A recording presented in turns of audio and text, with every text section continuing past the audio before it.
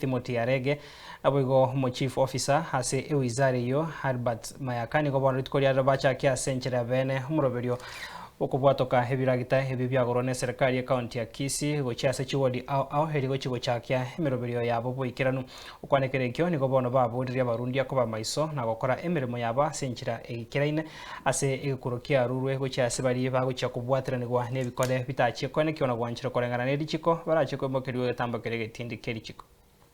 Za tujue kwamba you are among the very few who were selected kuja kufanya hii kazi, na kazi ni ngumu kupata.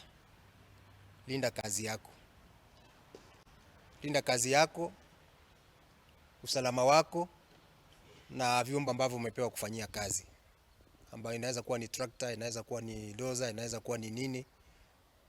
Ilinde, hiyo ndio afisi yako. Ilinde vizuri, iweke safi na uitunze. Mnakwenda kufanyia watu wenu kazi. Ina maana kwamba sasa mnawakilisha serikali kufanya kazi, kufanyia wananchi nini? Kazi. Kwa hivyo nenda muwafanyie kazi jinsi ambavyo ungetaka mwenyewe ufanyiwe. Leo tunaanza kazi officially ya kupeleka mashine mpya kufanya barabara zetu kuanzia Bobasi sub county na Umachoge Warabu. Vile mmejua hizo machine tulizi launch like a month ago. Agree lazima tufanye some logistics, tuhakikishe kila kitu iko sawa, tujipange as a team ndio tuingie.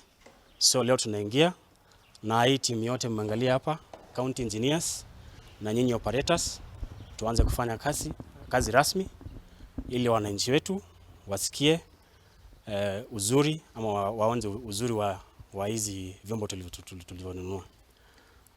Vile tuliagree na nyinyi, tulikubaliana na nyinyi. Mkienda kwa kuanza kazi leo, kwanza lazima muhakikishe usalama wenu uko sawa. Make sure that these equipments, because these machines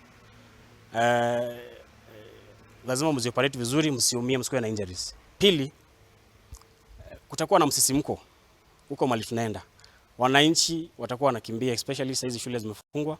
Mtaona watoto wadogo wakikimbia kwa hizi machines. Lazima make sure usalama wao uko sawa. Nataka kuweka wazi, wizi wa mafuta hatutakubali. Tutakuwa tuna monitor.